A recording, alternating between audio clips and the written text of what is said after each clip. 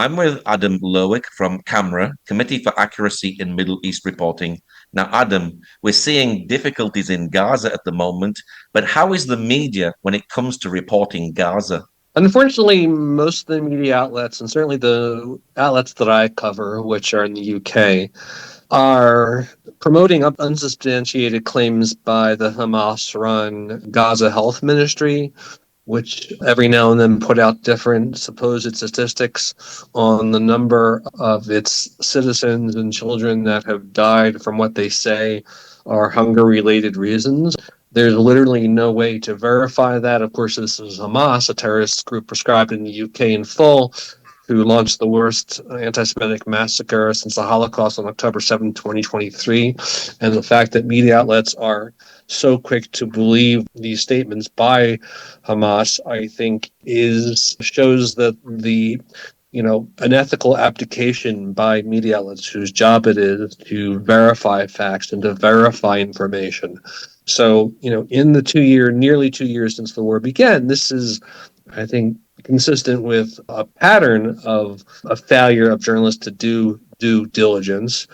But I think it's one of the most egregious examples because, we're seeing anti-Semitic events, a tsunami of anti-Semitism occurring throughout the West, in Western capitals, in part driven by this sensational incendiary claim that Israel is starving Gaza. Now, I'm not arguing in any sense that there isn't food insecurity in Gaza. There's a lot about what's going on the ground we don't know that nobody knows. And certainly, if even one child is suffering as the result of this food insecurity, then that's one too many. And we, as someone who, promotes Israel's cause, that doesn't mean that we're indifferent to Palestinian suffering. But the media has been promoting the Palestinian agenda, and I would argue effectively promoting the Hamas agenda, not outwardly promoting Hamas's policy, but by not fact-checking Hamas claims, they're effectively advocating,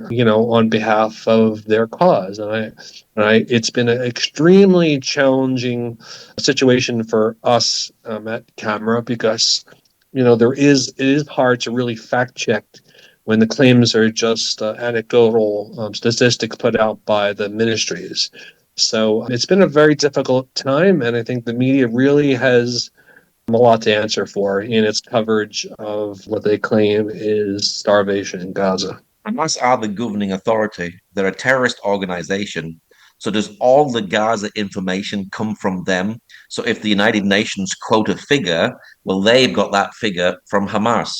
Exactly. The UN has no independent mechanism for verifying information in Gaza. They go by the Gaza Health Ministry, the Gaza Media Office. There isn't an independent civil society in Gaza. There wasn't before October 7th. There wasn't after October 7th.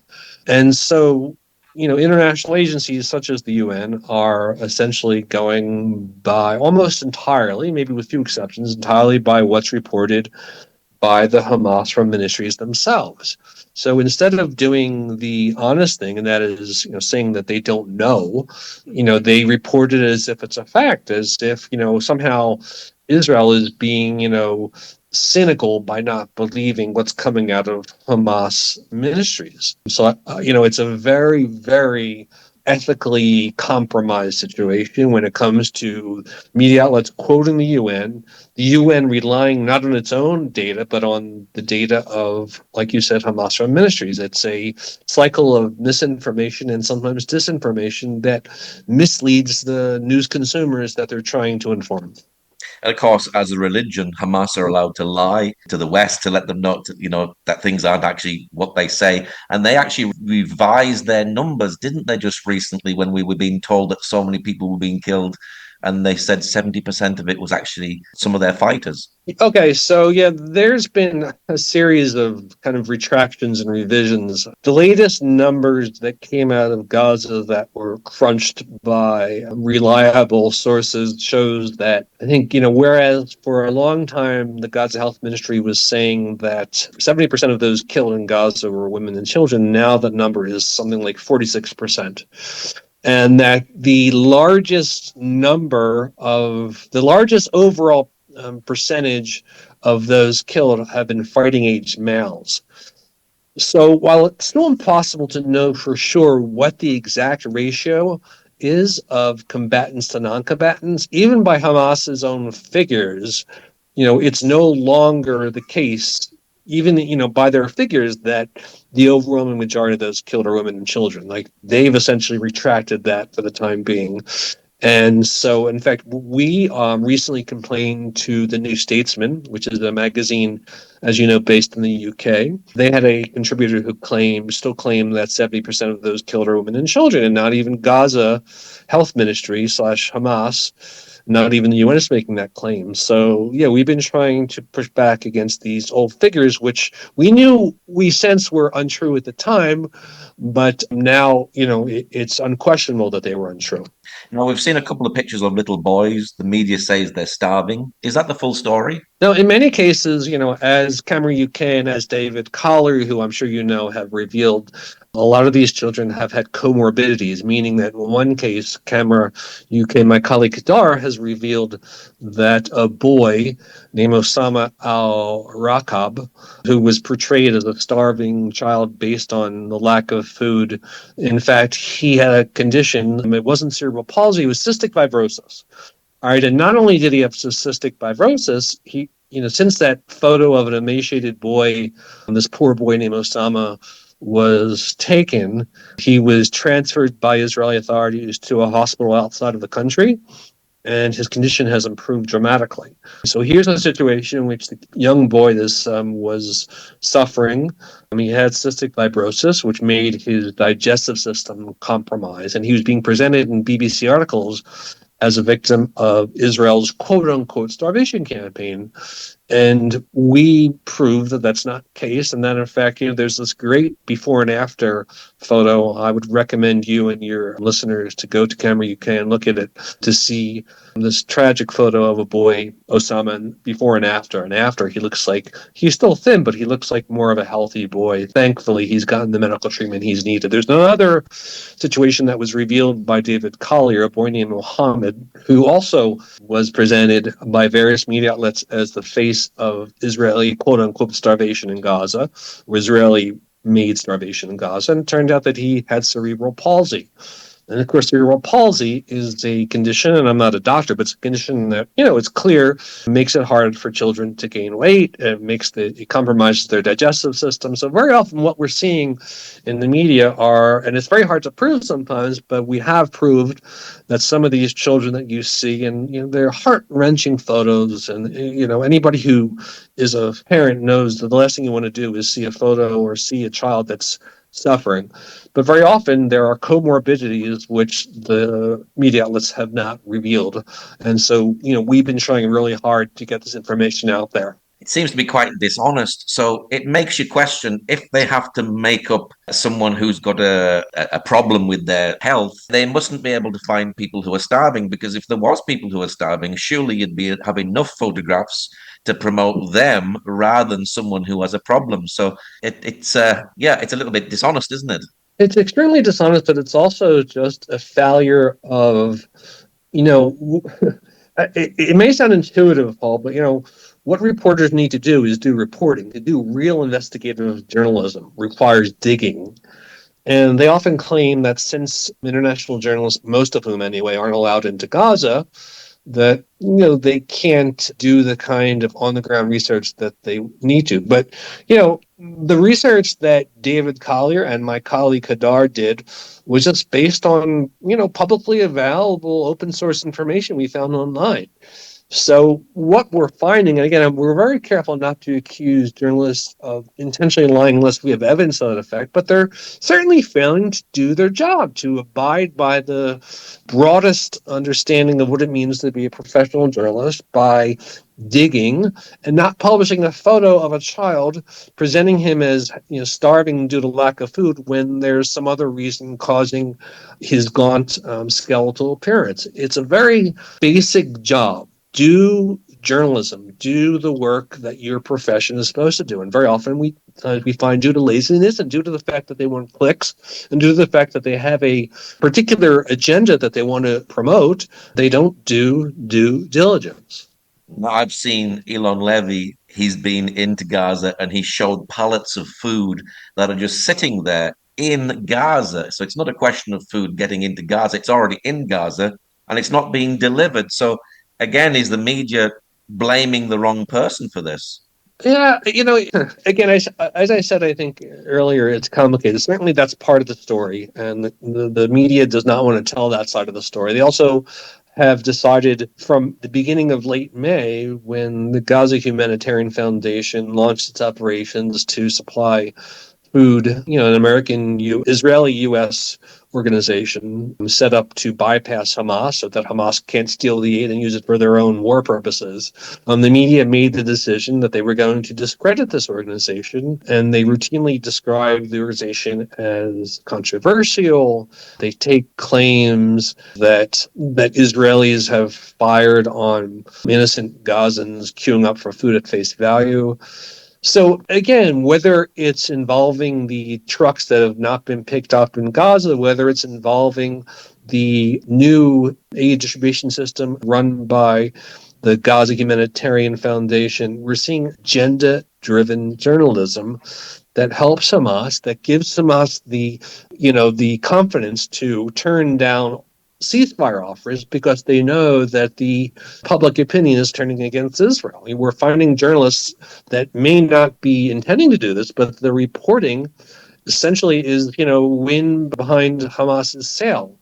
And so it's not just bad journalism, it has a bad impact for Israel and for Gaza civilians. And we see the impact. We don't know for sure if there is a famine in Gaza, but false images sway opinion. And of course, last night, the UK Prime Minister is pressuring Israel and threatening to declare a Palestinian state. As a Jew, what did you think about that, what he said last night?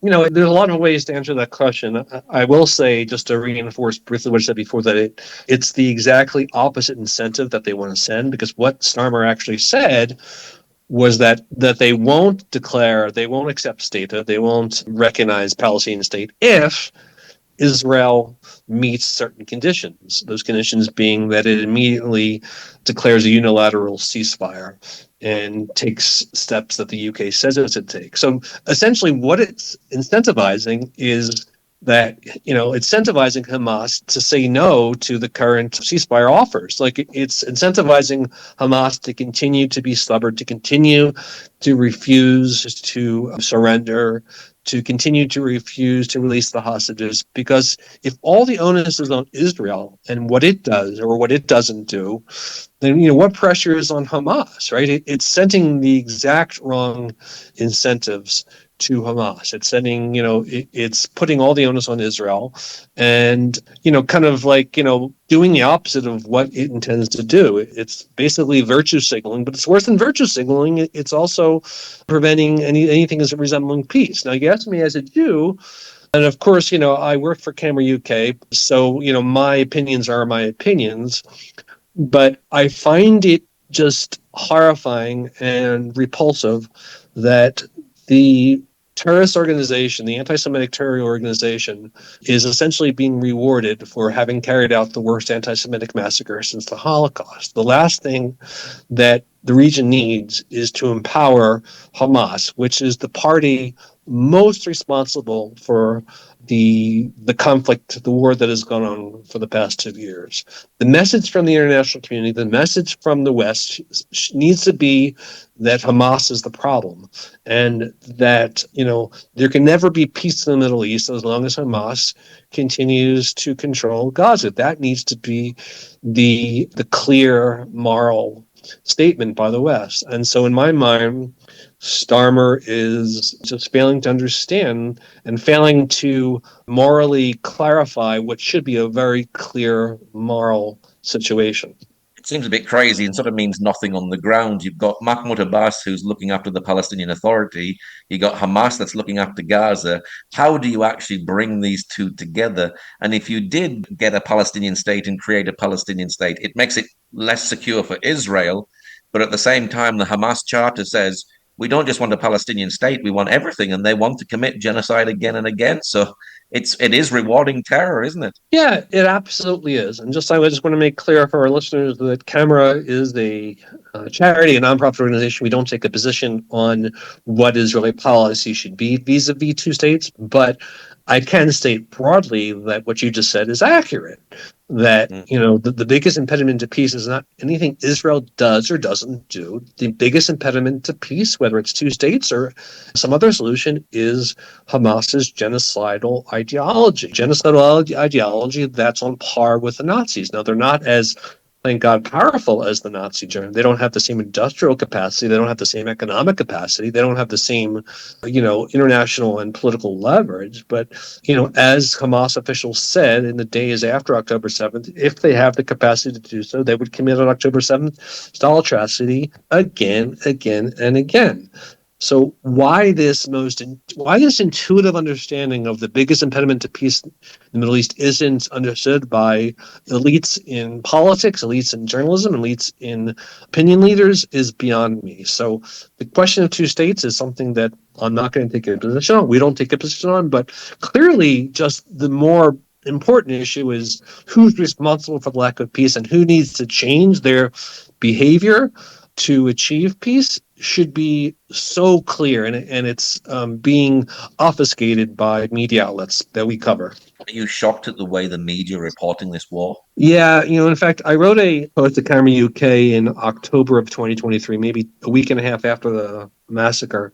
And, it was a very difficult post to write because it was written out of anguish. And, it was a couple weeks after the war began. And media outlets like The Guardian were already, believe it or not, promoting the ethnic cleansing / genocide charge. And this was even before Israel launched its ground invasion. And I said in this post, and, I could share it with you later if you want to share it with your listeners, that even I, as cynical as I had become, monitoring the media for over 13 years now, I wouldn't have predicted before October 7th that if something so barbaric, something so unimaginably cruel had happened to Jews in southern Israel, I wouldn't have predicted that the reaction of the media would have been to double down on their hatred of Israel. I would have assumed, if you would have asked me October 6th, that no, I would have thought that the media would have finally come to the realization that their reporting and the premises up until that point were wrong. That I assume that there would have been some,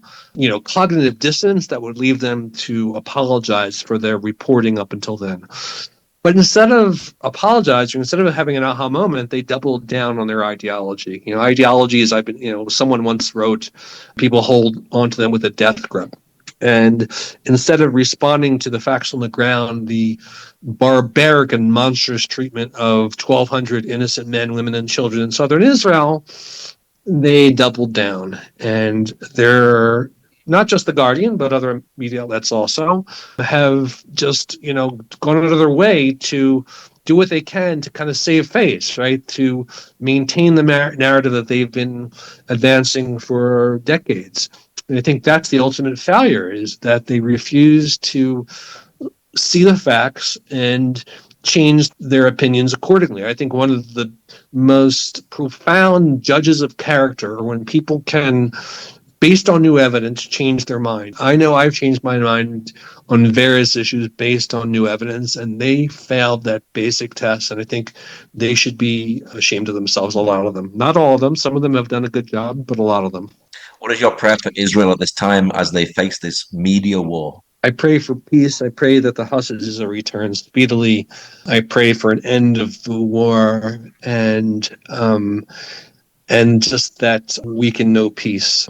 As an Israeli, I made Aliyah 16 years ago, not wanting to have war, not wanting to have to worry about friends and neighbors being called up 3-4 times for reserve duty. I want an Israel that can live up to its potential, that can focus on the things that that we want to do. We want to, continue to be the high-tech nation, right? We want to continue to be a model for other countries in the Middle East for how you can have a progressive democracy. Want us to expand the Abraham Accords. I want peace, but in the immediate future, I want the 50 remaining hostages, unfortunately half of whom are only alive, to be released and for the suffering on both sides to end. Finding problems in the media. What is your website for people who'd like to know more about what the media are saying and what are you finding out? Yeah, camera.org. It's www.camera.org. And from the main camera website, they can go to the Camera UK website. Like all of our brands, as you know, Paul, we monitor the media in English, Spanish, Hebrew, and Arabic. So all of our websites, all of those 4 websites, as well as our campus website, which is a little different, can be found at camera.org. It's really simple. And please note that we're very active on social media, on X/Twitter, on Instagram, and on Facebook. And I think we recently launched a TikTok channel. So we're very active on social media, but the home address is camera.org. And I really would recommend those who are interested in Israel and interested on how the media distorts the reporting about Israel to go onto our website, read our articles, which are well sourced, which are well researched, and which are factually accurate. Well, Adam, thank you very much for sharing today. My pleasure, Paul. Thanks for having me.